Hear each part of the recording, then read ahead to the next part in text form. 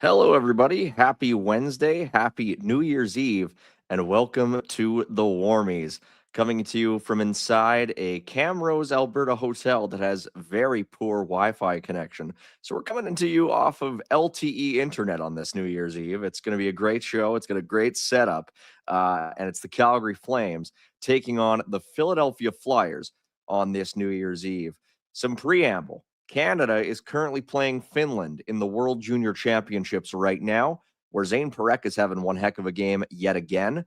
He has a goal. Canada is currently leading Finland by a 3-2 score. There have been a number of games in the World Juniors on today. But before we get into those, let's take you through the lines, brought to you by Sports Interaction. Sports Interaction, Canada's sports book. Head on over to sportsinteraction.com/FlamesNation and have a look at all the lines and the odds from a trusted Canadian company. 19 plus, please play responsibly. The Calgary Flames and Philadelphia Flyers are in action on this Wednesday evening. And here are the odds, courtesy of Sports Interaction. We'll get to producer Michael to put them up on the screen. The Flames are the favorites after winning back-to-back games on home ice.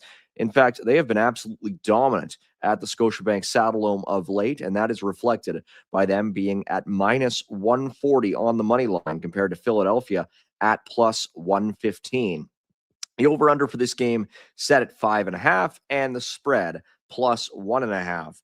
The over is favored at minus 120, and the books project that this game will be separated. The two teams in this game will be separated by more than one goal, plus 1.5 at minus 220. So there's the lines for today's game, and good to see some folks in the comments, sort of bringing their typical flair in the chat.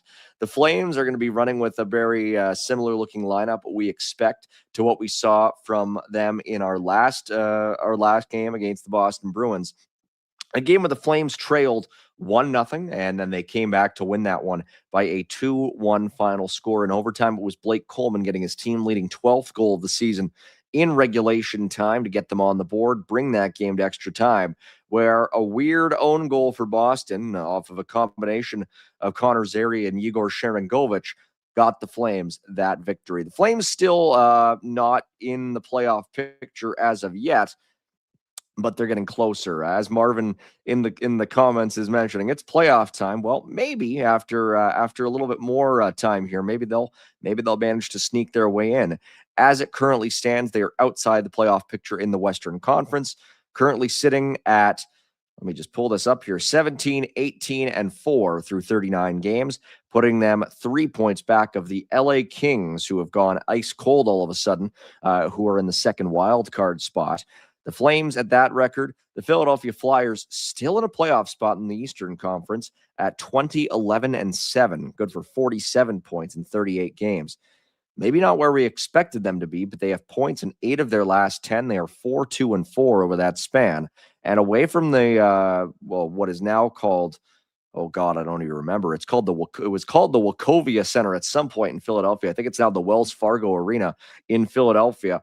They are 9-6-3 away from Philadelphia. So the Flyers have managed to put together a decent little record here over the whole season, and they're not that much different away from home as they are at home. So they will be a formidable opponent for the Flames tonight. The Flames are 4 points up on the Winnipeg Jets, who are now in last place in the entire National Hockey League at 15, 19, and 4. The alarm bells are sounding in a big way in Winnipeg, Manitoba. And that's the team now that the Flames are up on for last place in the entire National Hockey League. We'll look at the Flames forward lines and defense pairings in a moment here. We'll take you through some of the games already in progress on this New Year's Eve. There are already some in the books. The Detroit Red Wings defeating those aforementioned Winnipeg Jets in regulation time by a 2-1 final score. The San Jose Sharks just narrowly edging the Minnesota Wild 4-3 in a shootout. The Tampa Bay Lightning beating the Anaheim Ducks 4-3 in overtime. The Nashville Predators, this one was surprising, doubling up the Vegas Golden Knights 4-2. And the New York Rangers and Washington Capitals playing to a 6-3 final score in Washington's favor Games in progress, the New Jersey Devils and the Columbus Blue Jackets are all tied up at 2. The Dallas Stars up over the Buffalo Sabres, who have won 9 straight, 1-0 in the second period. And the Colorado Avalanche and St. Louis Blues have just gone live. They are scoreless. So those are your games in action, and the Flames and Flyers will be action at the bottom of the hour. And we'll have a look at the Flames forward lines, courtesy of the good folks over at Daily Faceoff. The Flames not really changing up a whole bunch. It is Nazem Kadri between Joel Farabee and Yegor Sharangovich on the top line. Morgan Frost between Connor Zary and Jonathan Huberdeau on line number 2. Michael Backlund with Blake Coleman and Matt Coronado on line 3. And Johnny Beecher stays in the lineup. Adam Klapka and Ryan Lomberg are on his wings on line at number 4. On the defensive side of things, we've already seen Zane Parekh score a goal for Canada today, but he won't be in the lineup as he's out in Minnesota right now. The 6 rear guards remaining the same, though. Joel Hanley with Hunter Brstevich on pairing number 3, Mackenzie Weegar with Yan Kuznetsov on P2, and Rasmus Anderson with Kevin Ball on the top pairing for the Calgary Flames.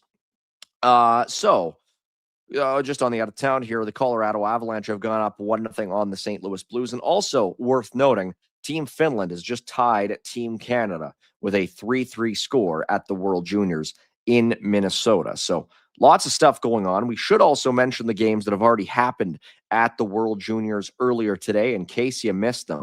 It was Team Sweden doubling up the Americans, who do not look particularly impressive to me. Team Sweden beating them by a 6-3 final score. The Czechs beating Latvia 4-2. And this one was sort of surprising.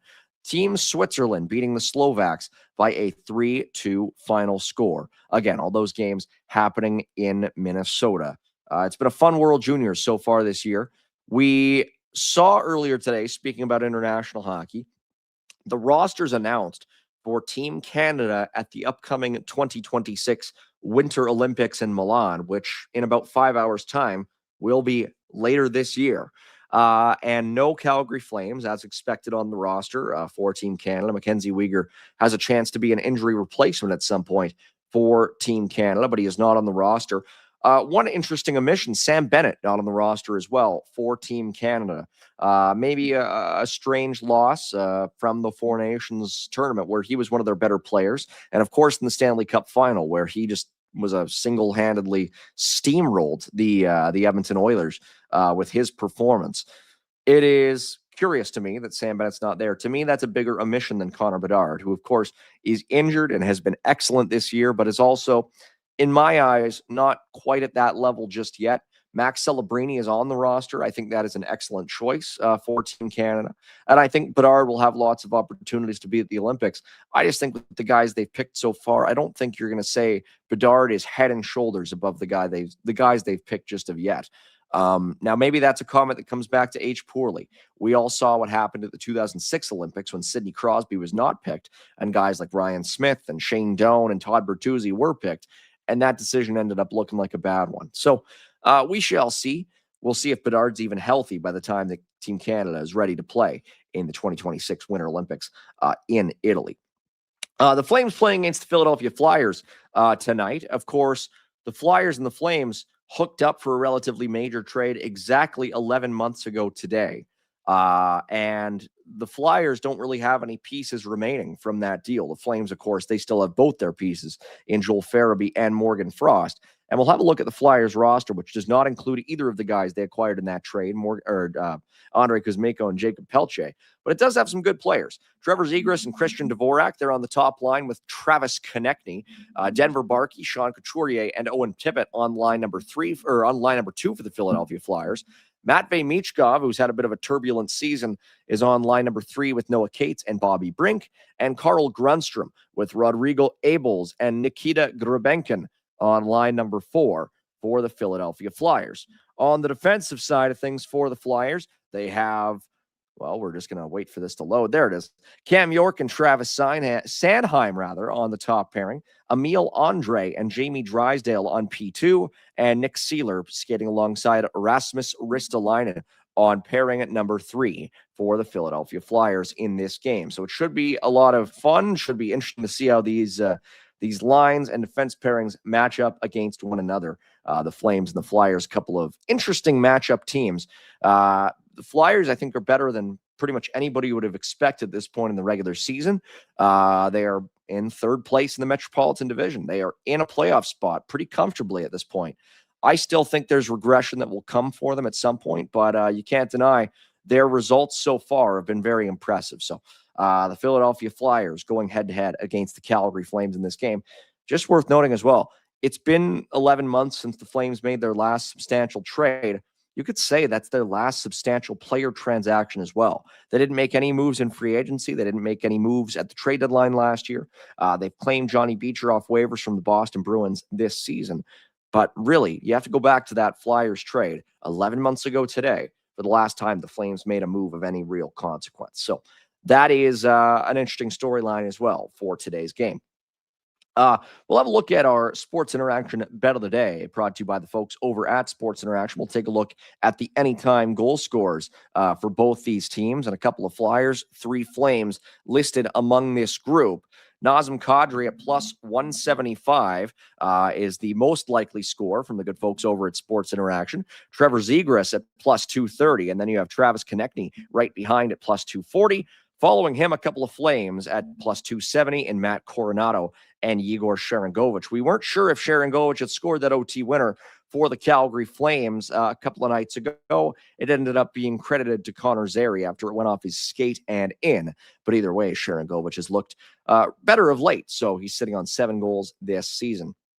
So there's your bet from the good folks over at Sports Interaction. One more time, it is sportsinteraction.com/FlamesNation for the bets, the odds, anytime. Trusted Canadian company for decades and 19 plus. Please play responsibly. Hoping to see some super chats. Hoping to see some more audience participation in this show. Magic 1989. Talking about how Utah might be hot to trot to draft Iggy, how Joe Iginla is in this year's draft, a member of the Edmonton Oil Kings. I will say Tija Iginla has been very, very impressive for Team Canada at this edition of the World Juniors. But by the same token, so is Zane Parekh, who is part of the same draft class. And Zane is already in the NHL with the Calgary Flames, at least to a certain extent. I'm very interested to see what ends up happening once this edition of the World Juniors is complete, if the Calgary Flames do elect to keep Zane Parekh on their NHL roster, or if they choose to send him back to the OHL. And if so, where Zane Parekh will end up playing. The Saginaw Spirit have some pieces, but they're not necessarily expected to be one of the top teams in the OHL this year. And I would think if the Flames do send Zane back to the OHL, you would think, well, maybe they'll try to put him on a better team. It's funny. One of the interesting rumors that's out there right now, and it's not a rumor that's necessarily been corroborated a whole lot, but a lot of folks are linking Zane Parekh to the Ottawa 67s. To me, I don't really see that making a whole lot of sense for a variety of reasons, but one of them being the head coach of the Ottawa 67s is none other than Dave Cameron, who left Parekh off his roster last year at the World Juniors and, was a coach with the Flames a long time ago, but I don't think is a guy who they'd want to be handling their prized star defensive prospect. So I don't anticipate that being the case. But again, very curious to see what the second half of Zane Parekh's season looks like. I've mentioned it a few times, and I think the best comparison for Zane at this point is Dylan Guenther. Obviously, they don't play the same position, but they were drafted in the same spot, more or less.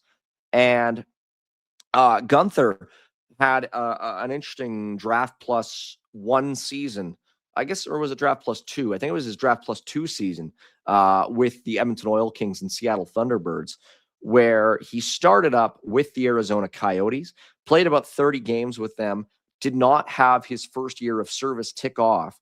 And then, so his contract was allowed to slide, no, it didn't slide, but he maintained his RFA status. And then he went to the World Juniors, was one of the best players by far for Team Canada that year's World Juniors, then was sent down and was able to play for a Memorial Cup.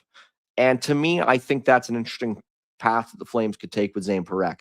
They could play him a little bit more after he comes back, and then you send him back to the OHL and you let him sort of dominate down there for the stretch drive, allow him to get his confidence back up, and then come back to the NHL next season and say, okay, kid, Rasmus Andersson is gone. You're in the top 4.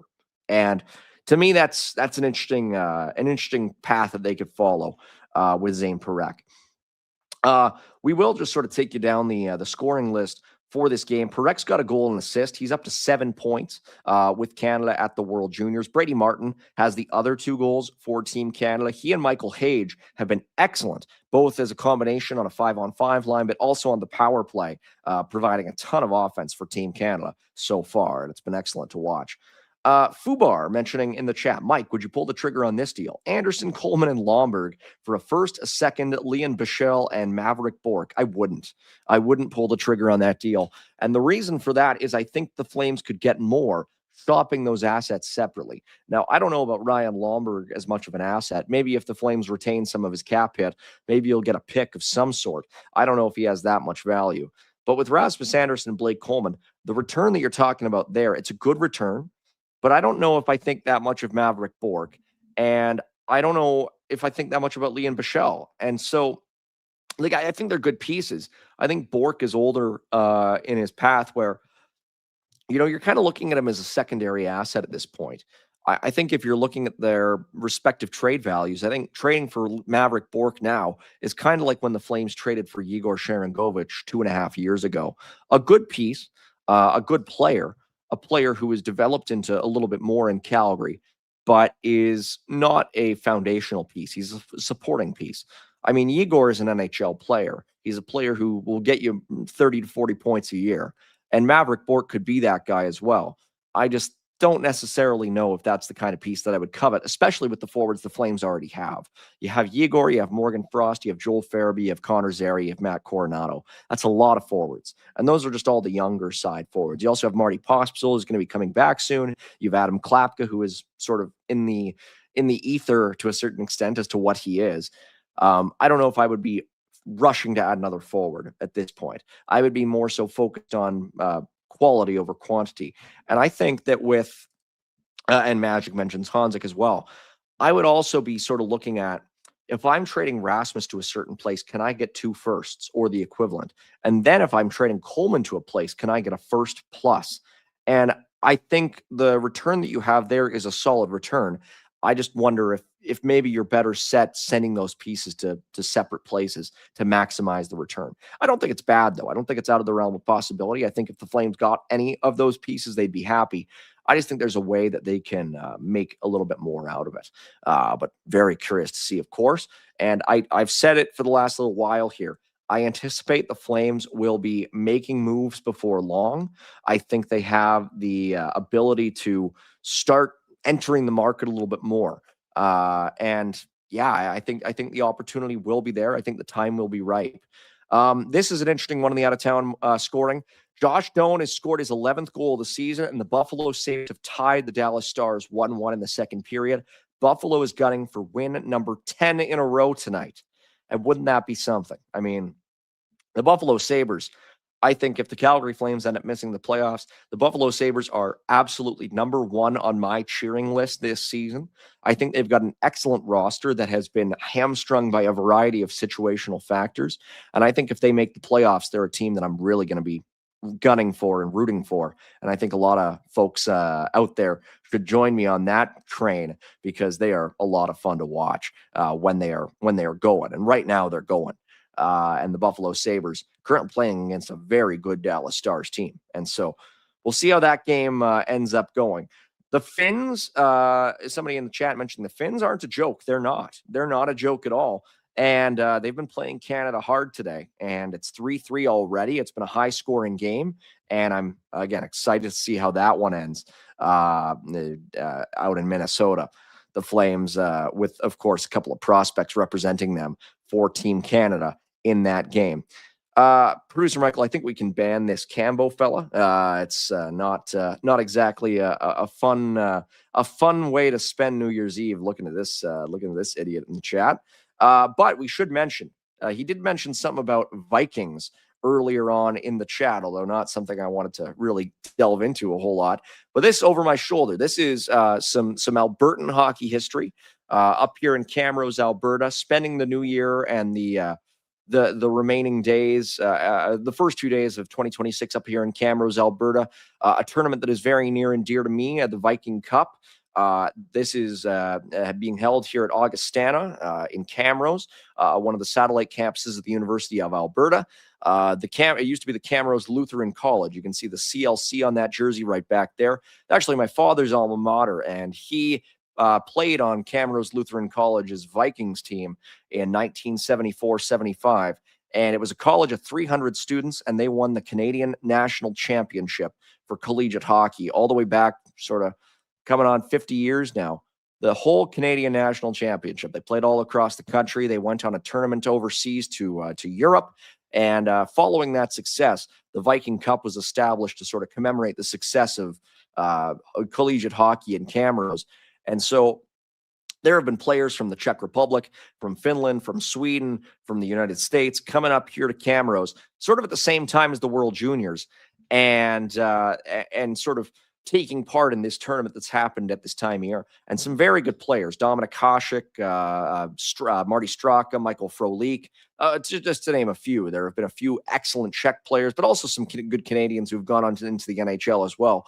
And so really encourage you to look up the Viking Cup. Go to vikingcup.ca. I'm assisting with sort of running the tournament. So it's one that sort of should enter your lexicon around this time here. It's going to be held every 2 years going forward. It was previously held every other year up until 2006. So a tournament that's just very near and dear to me. And my father's team, 74-75 Vikings, recently inducted into the Alberta Hockey Hall of Fame. So very proud of that. And very proud to be up here, but also bringing some Flames content live from the Norseman Inn in Camrose, Alberta. So good stuff, and very grateful to be able to take part in that, while also taking part in this great show on the Nation Network. Colorado Avalanche up 4-0 already on the St. Louis Blues. We saw earlier today a couple of members of this Avalanche team are going to be part of Team Canada at the Olympics this upcoming year. The first opportunity to see Nathan McKinnon play for Team Canada at the Olympics. First opportunity to see Cale Makar playing for Team Canada at the Olympics. They're both having good nights for the Avalanche against the St. Louis Blues. Keep going in the comments. Just sort of mention some of the players who you want to see for Team Canada for the first time at the Olympics this year. I'm super excited to see Max Celebrini, one of the not younger players, but sort of players on the fringes of the roster who I'm curious to see is Bo Horvat, who from the New York Islanders, named to the Team Canada. I think that's a really interesting addition as well to the roster. So yeah, it's very, very exciting. I'm cheering for Canada this year. Curious to see if there's any Calgary Flames representatives, but still a very interesting roster mix-up or matchup when you look at Canada versus the States, Canada versus Sweden, Canada versus Finland. Lots of good players part of this year's tournament. This is a good question. I should have mentioned this earlier on in the show. Marvin asking my thoughts on the Devin Cooley extension. I really like it. I know there have been some folks out there who have expressed different sentiments about the Devin Cooley extension, who have said, why are the Flames extending anybody? I think it makes sense. I think Devin Cooley has played in 15 career games or something like that.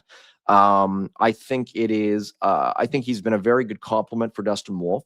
I've seen some folks saying the Flames should have cashed in. They should have seen how Cooley was playing and traded him. I don't agree for a couple of reasons. First of all, I think it would send I don't think it would be good for the room to trade a guy who's earned his keep and is right at the start of his NHL career. But also, I just don't see the point. You're trading Devin Cooley at this point, 15 games into his career. What are you getting for him? Are you going to get a 6th-round pick? Are you going to get a 5th-round pick? I think it's more likely that Cooley at this point really doesn't have much trade value at all, even with how his early returns have been.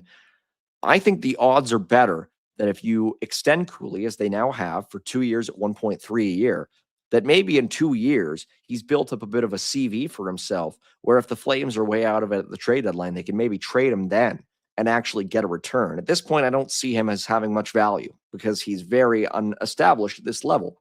So I think the extension makes sense. I think it sort of follows in the footsteps of what they did last year with Joel Hanley, where they gave him a 2-year deal. And I think Hanley at this point now carries more value on that contract with the cost control and the cost certainty that comes along with it than he was last year when he was, pretty unproven with the Flames, didn't have as much of a track record with the Flames as he does now, even just 1 year later. So that's just my initial thoughts on the Devin Cooley extension. I like it. And if it doesn't work out, that cap hit can easily be buried in the minors. So no complaints there from me. Well, we're getting to just about the start of puck drop here. We thank y'all in the chat for keeping things somewhat civilized. We had to ban a couple folks today, but nothing wrong with that. But nothing wrong with getting into a bit of a feisty spirit here on New Year's Eve. I'll be back with you after the game for the post-game show, the Afterburner, here on the Nation Network. Until then, my name is Mike Gould. Thank you to producer Michael out east in Toronto, and thank you to Sports Interaction for sponsoring this show. Once again, it is sportsinteraction.com/FlamesNation. Enjoy tonight's game. It is the Flames against the Philadelphia Flyers at the Saddledome, and you've been watching the Warmies. Hey, buddies. Thanks for watching. We appreciate it. Also, if you could throw in a like and subscribe, it does help us out with what it is we are doing. And check out more at flamesnation.ca.